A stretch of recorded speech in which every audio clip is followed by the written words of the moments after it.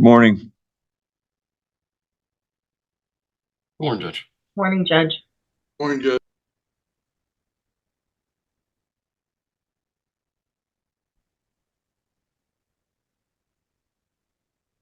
Is anyone missing someone that they expected to be here for this motion?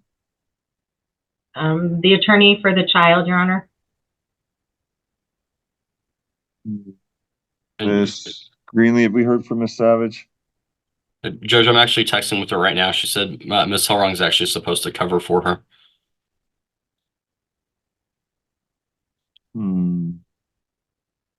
I will try to get with Cecilia then. Thank you. Wasn't Miss Hellrung on this case previously? She was, Judge, and she filed this motion prior to her being substituted off. Yeah, she's being subbed out of her cases. I remember now. I just wanted to make sure I didn't have a conflict issue that we were forgetting about. Okay.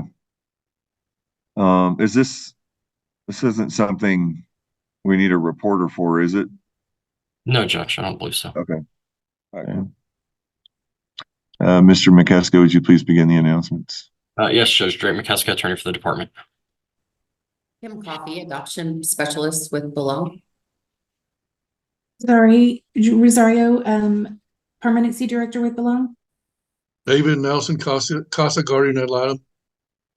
Amy Harding, Hill Country Casa supervisor. Miss Hellrung, whenever you're ready, you can go ahead and announce. Yes, Your Honor. I'm so sorry. I forgot. I'm traveling and getting things done this morning, and I forgot. I am ready on behalf of Christian. All right, and just so we have a complete record, if you would just state your name. Oh, Cecilia Hellrung on behalf of Christian. Okay, Mr. McCaskill, you have a motion for emergency placement this morning? Judge, actually, it's Miss Hellrung's motion. Miss Hellrung does. I'm sorry. Go ahead, Miss Hellrung. Yes, if I could call Kim Coffey, please. What is the status right now of Christian at his current placement?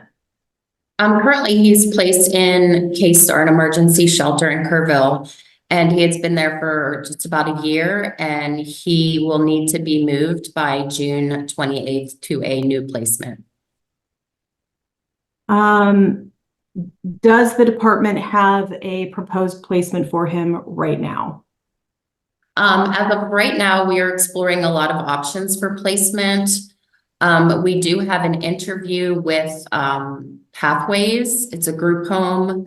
Pathways Rehabilitative, I think. It's in San Antonio on Tuesday. They would like to interview Christian. At this time, that is the only option for a placement right now. Now, Pathways is a group home. What is the approximate age of the children that are there?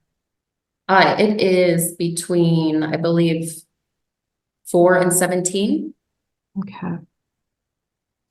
Are you aware that Christian has been in group homes outside of K-Star before? I'm aware, yes. Do you know how he did in those placements?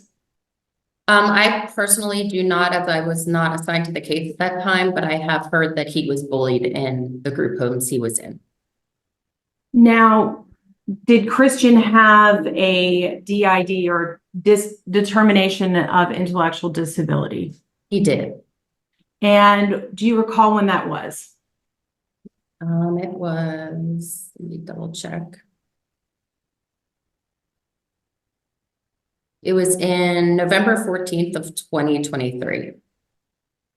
And do you know what his diagnosis, what came back as from that DID? It was a delayed milestone in childhood. Are you talking about the medical?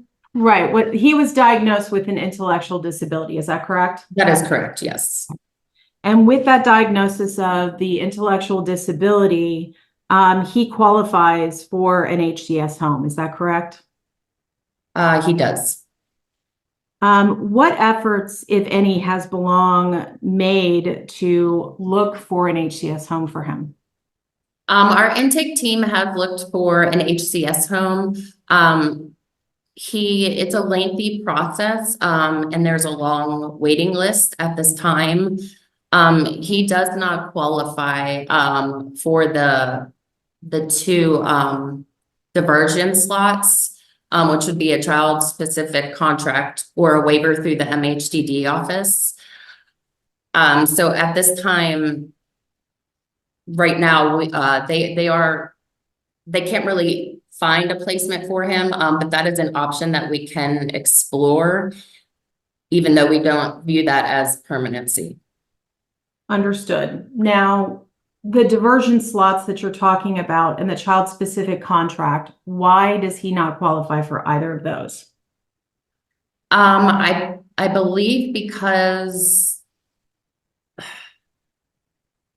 I'm not sure if it's his medical issues. I can't recall at the moment.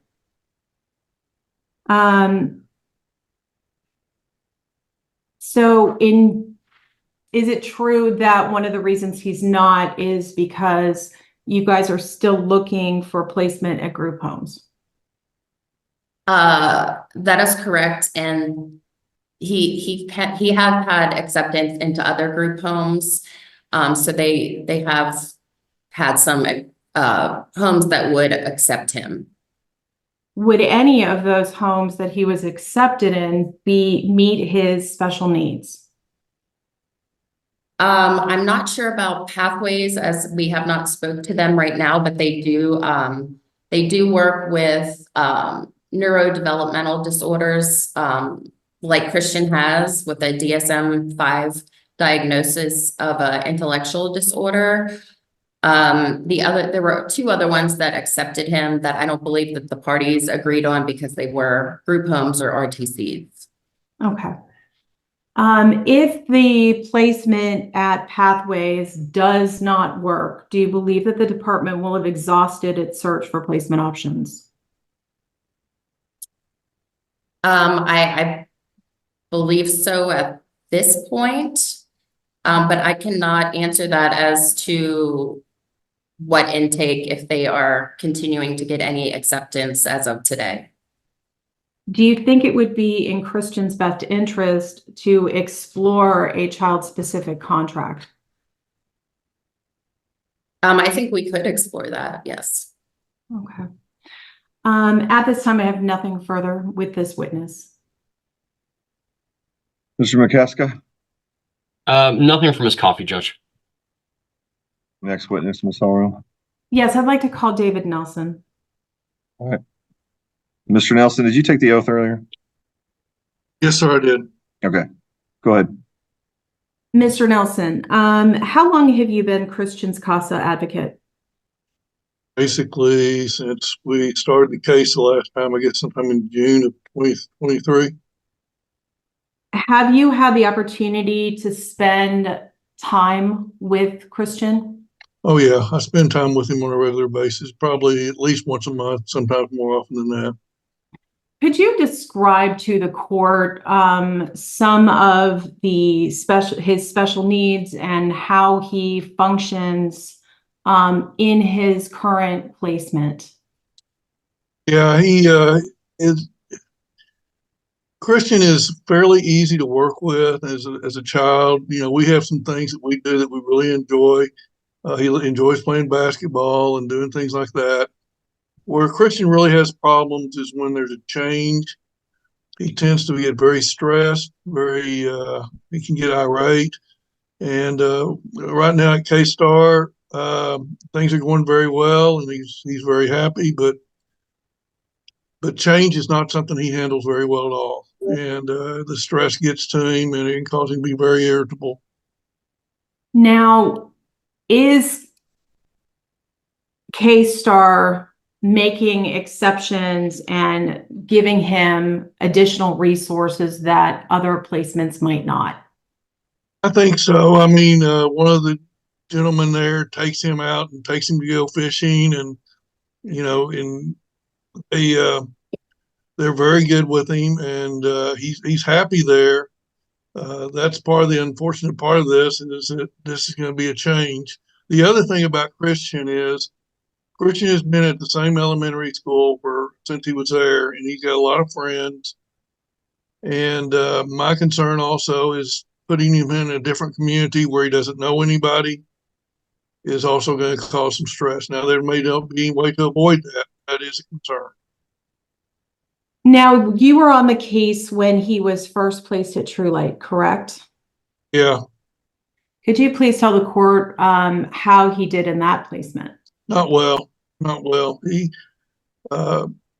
he is a 12-year-old kid, and if he's around other 12-year-olds, kids his age, the chances are they're going to bully him, because he has the mental intellect of about a 7-year-old.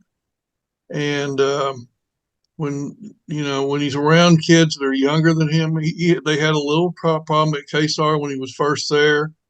They resolved that issue, but kids his age, he does not handle very well. And as he gets older, that's going to be a tougher thing because, teenagers, let's be honest, teenagers know how to bully.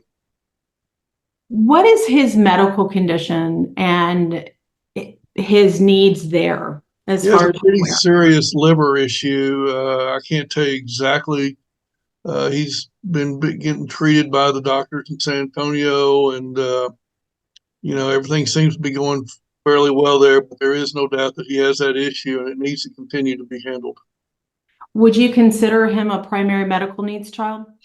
I'm not sure what you mean by primary medical needs child. I would say that he has care that they need to continue to treat him, take care of him, and do the necessary, the necessary procedures to make sure it doesn't get any worse. There's a potential for cancer there, and they continue to go to monitor it, and they need to continue to do that. But I don't know if that's what primary medical care is in your definition, but it needs to continue to be assessed. Physically, is he smaller than other kids his age? I don't know that he is. He may be a little bit, but there's a broad range of kids at 12. So I'd say he's probably maybe a little bit shorter than normal. Okay. A little smaller than normal, but not terribly, it just depends. Now, you're aware that he was diagnosed with an intellectual disability, correct? Yes, ma'am. Do you believe that it would be in Christian's best interest to either find a foster home or an HCS home versus a group home for him? Oh, yeah. For a lot of reasons. But one would be that he needs special care, and he needs somebody that will care for him. And my concern in a group home is he just falls into a numbers issue. There's just a lot of kids there, and he's just one of them. And if that's the situation, it's not going to be good for him. Would it also be important that he is close to his medical doctors in San Antonio?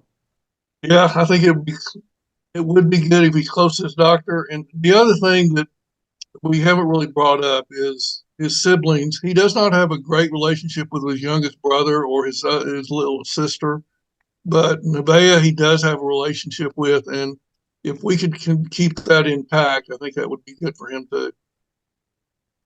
Okay. He lives in Bandera, so San Antonio wouldn't be bad. That's still fairly close, but Okay. Now he how often is he visiting with Nevaeh? it's maybe once every 2 months or something like that. I'm gonna try to get him to go. I've talked to Isaiah, Nevaeh's dad, and I think we've got a scheduled visit for the 22nd. Trying to get it done before the end of the K-Star, before they move him out. Okay, thank you, Mr. Nelson. I have nothing further from this witness, Yeah. Your Honor. Mr. McCusker, Nothing from Mr. Nelson, Judge. next witness. Your Honor, with this, I rest with just argument. Mr. McCusker. Yeah, Judge, I'd like to call Ms. Rosario. Okay. What steps is Belong making to be able to locate an appropriate placement for Christian?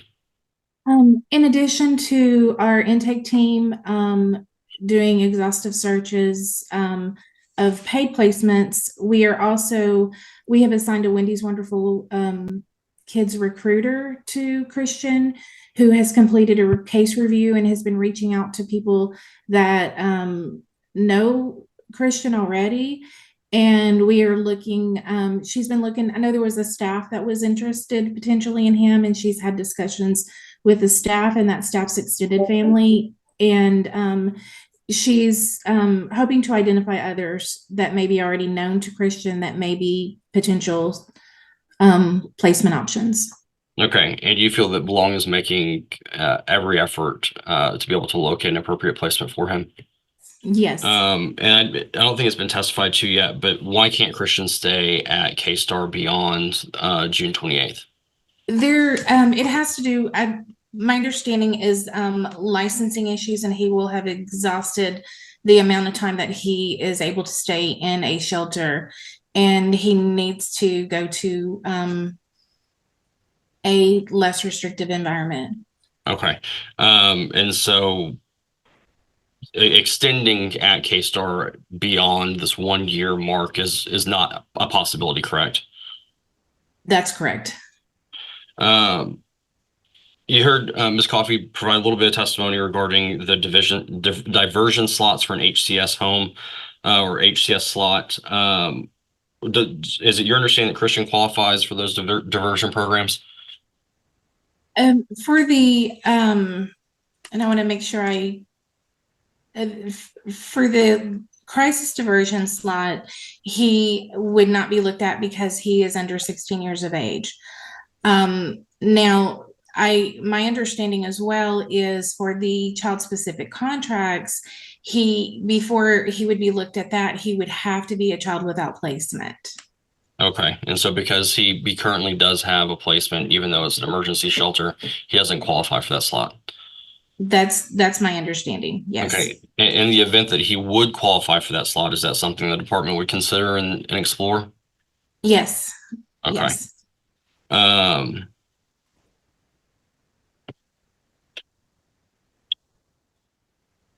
That's what it's Judge. Sauron.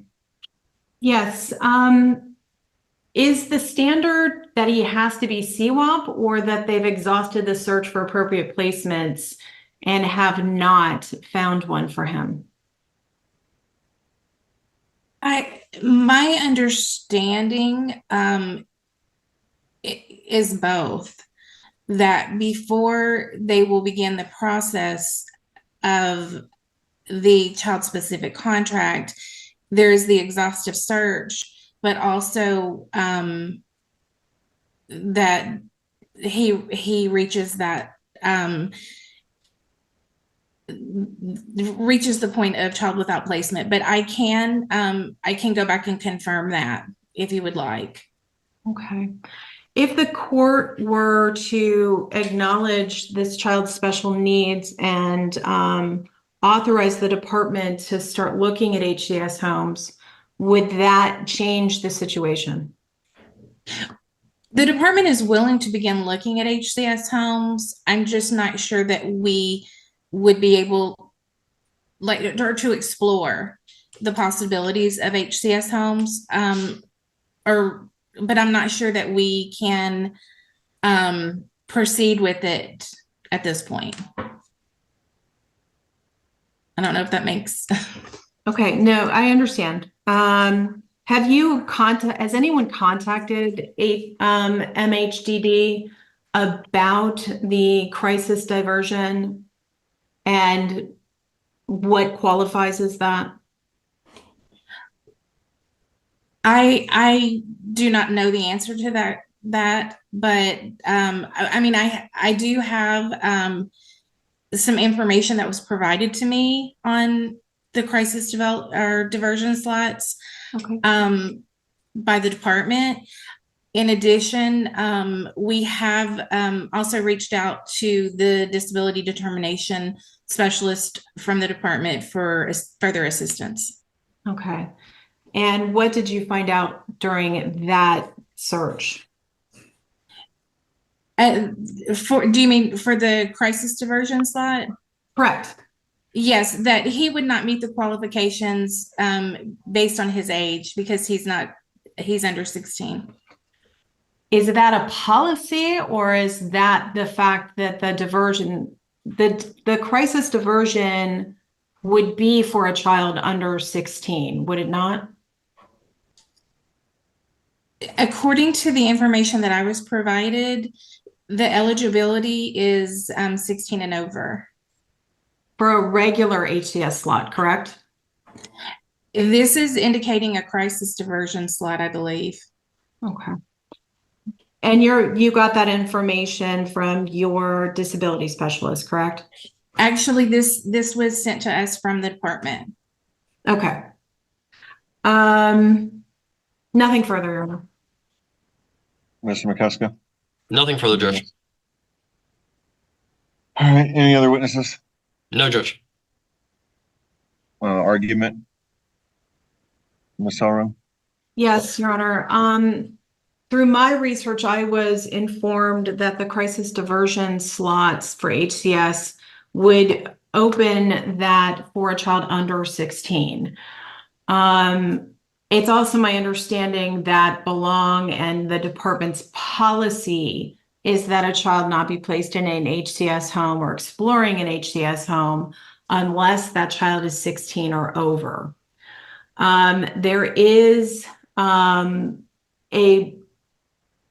There are available searches and child-specific contracts if the parties or if the department and Belong were to find that an exhaustive search for placement options had been explored and were not appropriate. Part of the issue that we're having with Christian is he has been at K-Star for almost a year because we haven't found any appropriate placements. Yes, there were 2 that were willing to take him. From what I recall, both were in Houston and neither was able to really meet his needs. One of those placements, the director even recommended that he not be placed there. My concern with Christian is putting him into a group home situation with kids his age would be detrimental to his welfare. Right now, he's a K-Star, but the vast majority of the children that have been there, even though it's an emergency shelter, they will take older kids. Most of the kids that are there are around 7, 8 years old, and that would be his mental capacity. I understand that the court can't order Belong or the department to place him anywhere, but I would like to see if the court could authorize or encourage them to explore that option. When you say that option, which one specifically are you talking about? There are 2 paths, Your Honor. From my research, one path is to explore a child-specific contract. The other is to contact MHDD directly. They do have crisis diversion homes or crisis diversion slots, excuse me, that would open those slots up to someone under 16. The regular HCS slots that are available to CPS do require that they be 16 and older, but the crisis diversion opens that up to someone under 16. And I do know that we had conversations several months ago with the disability specialist for the department, and it was my understanding from that conversation that it was a policy issue with CPS not wanting to place a child under 16 in HCS home because that would not be considered permanency.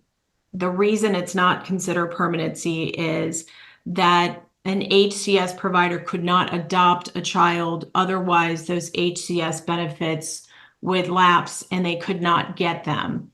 So that is why the policy is not to place a child under 16 in those slots. However, with this particular child, his medical condition coupled with his intellectual disability, I do not think he will thrive in a group home situation. And I would just ask that, Belong be encouraged to look into HCS homes because he does qualify for it. He is getting Social Security for his physical disability.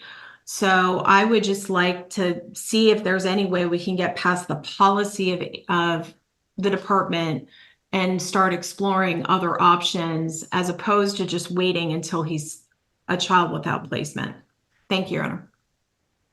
Mr. McCaskill? Sure, Judge. So I think that there's a lot of different issues that are at play here. First and foremost is the immediate issue of his placement being that he can't stay at K-Star beyond the 28th. And so we're going to have to look at what placement options are available prior to that date and get him placed, because I don't think anybody here is going to argue that being a child without placement is in his best interest, or any child's best interest for that matter. And so we're going to have to explore those options. Now, if the court is going to issue an order for Belong to explore all placement options, including HCS slots, I have no objection to that. I mean, you're essentially ordering the department to follow the family code and follow its obligations under the family code. I would object to just any specific orders, along the lines of the department shall place him in an HCS slot or something along those lines, because I do think that would violate the separation of powers and the lineage of cases coming out of the Fourth Court of Appeals on that issue. So I think that Belong is making all efforts to find a placement for him, both in the short term and long term.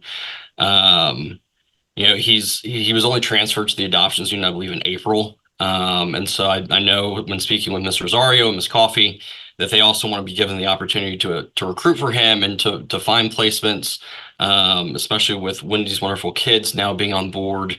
They're hopeful for that. I think an HCS slot or home is probably a kind of a last resort from the standpoint that it's not considered permanency.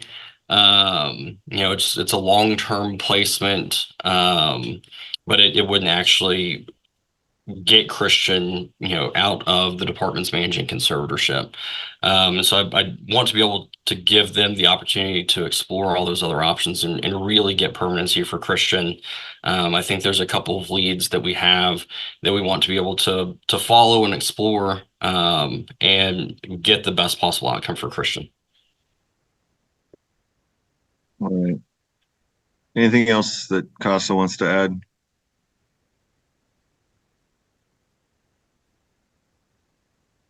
No, not this time, Your Honor. Okay. Ms. Halrung, any rebuttal? Your Honor, the only rebuttal I have is that the HCS home, although not permanency under the department's definition, once a child is placed in an HCS home, that's pretty much a lifelong option for a child such as Christian. I do not know at this time whether once he becomes an adult, he will need to have a guardian. But I think given his intellectual disability and my working with him, I think that that's a very strong possibility. I do think that an HCS home would be a specialized placement to meet his intellectual needs, and it would probably be a much more home-like setting than he would get if he were placed in a group home or an RTC. My concern is putting him into a group situation that would also not be permanency for him. And that's really all I have. Thank you. Okay, there's a couple of clarifications I want to make to find out if there's any disagreement. We have to be pretty quick. We're already 5 minutes over time. Is there any argument or is there any disagreement with the fact that the only place that we have available for us right now as of June the 29th is Pathways for this child? No, Your Honor. All right. And is there any argument or disagreement over the fact that I know you said he's only been in adoption since April, but is there any disagreement that there's been an exhaustive search made for placements other than a shelter for Christian over the last year. Your Honor, there has been, we are talking to an employee of KSAR. I don't know what the status of that is right now, but I don't know what he has responded. He's the person there that cares for him. Well, And we can take him out. definitely look at that. And I did hear that testimony earlier, Mr. Nelson.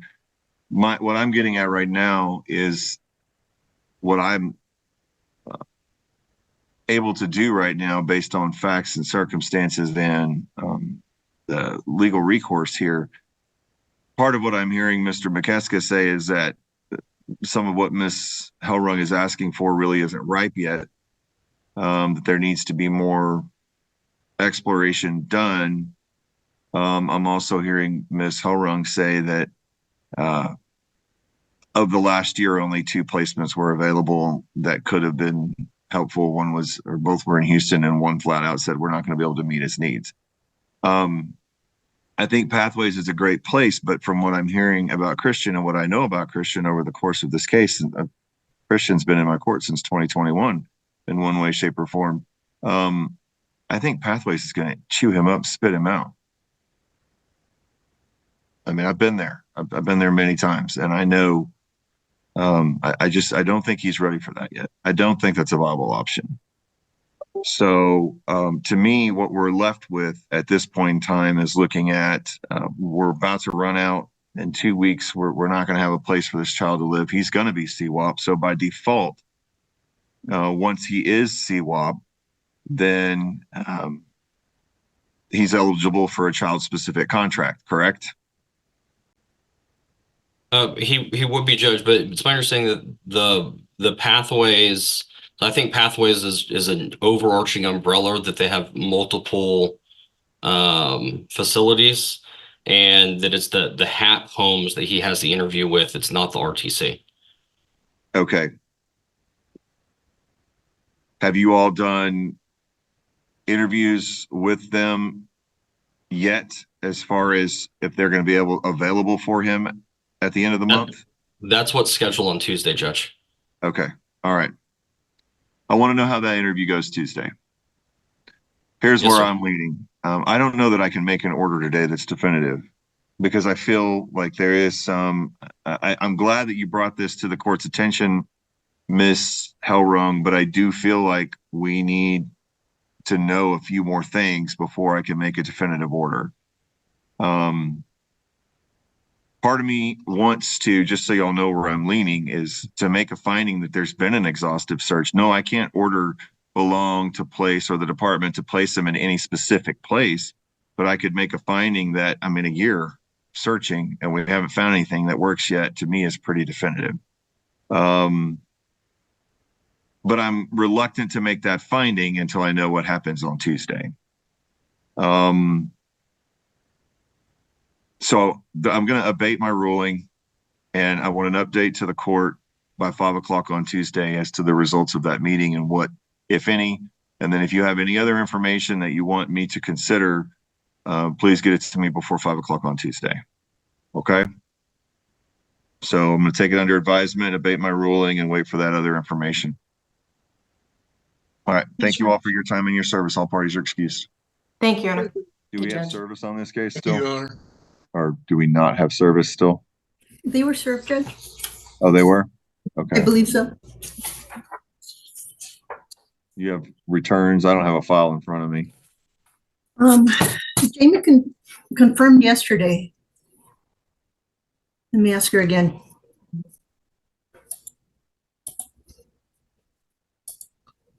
Well, it's just one mom. It's just one parent. So Yes, sir. Are you here for Miss Giannis? No, is somebody here for Miss Giannis? Email Judge. Thanks. I don't believe I have her phone number. Judge, this is Jamie, the legal assistant for the department. Online on the Kirk County Records website, it shows that she was served on the 5th of this month. whenever I do click for the citation to download, it still shows a blank citation, but on the website it shows that she was served on the 5th. So I wasn't sure. Yeah. Well, I guess the issue really boils down to then, Miss Dominguez, do you believe that you have appropriate service on the mother? Do you feel like she was duly cited and served?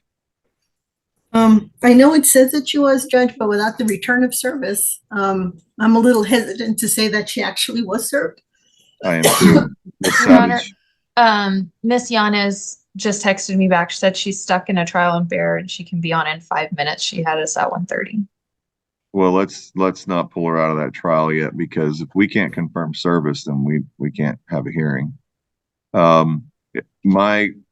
My opinion is if I can't confirm a return of service is on file, or it's in the file, maybe it hasn't gone through e-filing yet, but it's at least in the file. If we can't confirm that, then we're going to have to reset. And that's quite a lot of time, Your Honor. What's that? It's quite a bit of time. That's 9 days since served. Well, that's what I'm saying. It should be in the file then. Yes, sir.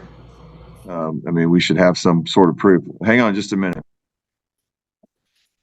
The clerk here is going to reach out to the Kerr County clerk and see if they can locate returns in the file. Thank you. Just logically speaking, since it's an MTP and mom's been very, very resistant, I don't know how much success we'll have in this case. I haven't been able to make contact. Her attorney hasn't been able to make contact. It doesn't bode well for a strong, cooperative, unified front to achieve a successful result, does it?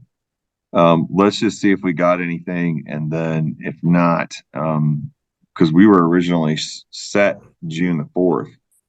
Yes, sir.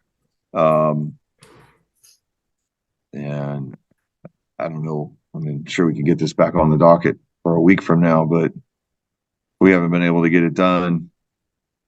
I don't know when they attempted service the first time, but I mean, this is technically over 2 weeks Yes, at sir. a minimum. But let me see what Jessica comes back with, and then I'll update you.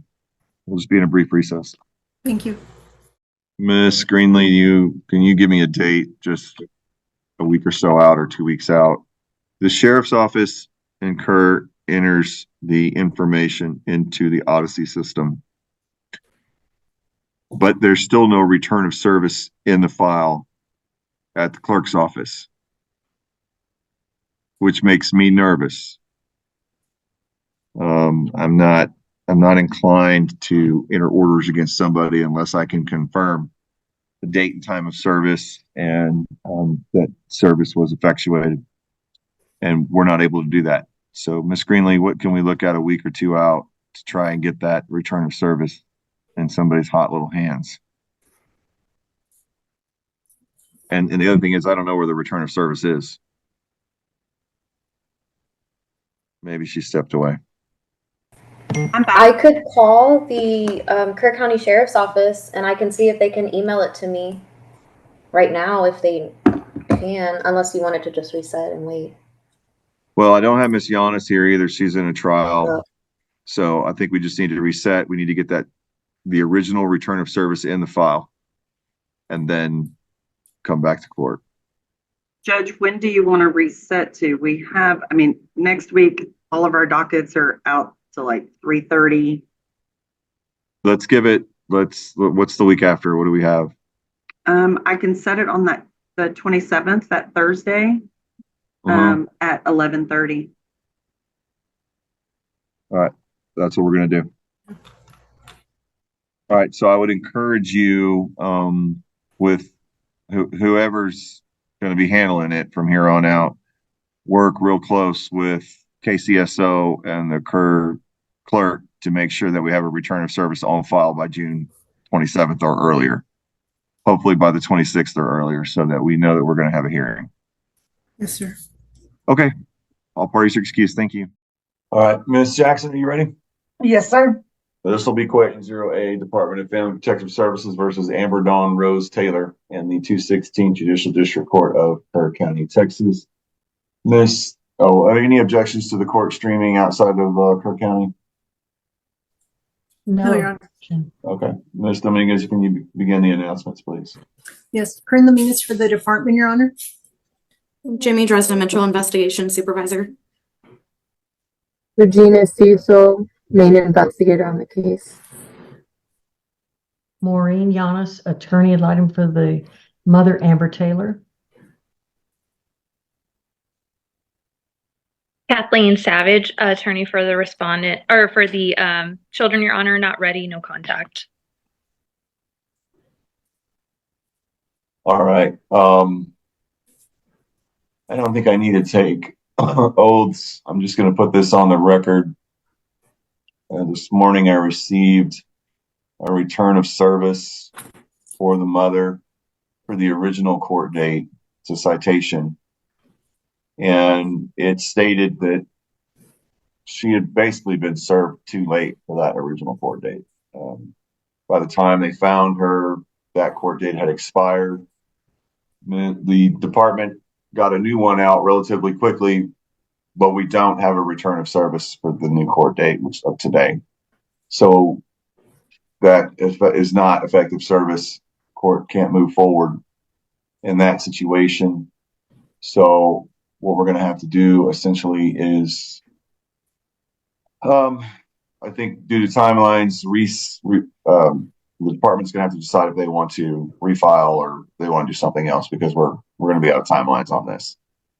I don't know if anybody has any other information that would help the court out, but I'm not sure any exists. So now's your time to speak if you do. So, okay. Then we're going to pass this hearing, and department's either going to file a non-suit or move forward. I'm not sure exactly what you all want to do. I'll give you time to staff it, but we're passing this hearing. It's dropped, and there will be no further orders today. Thank you, Judge. Thank you. That Thank you, concludes Your our morning docket.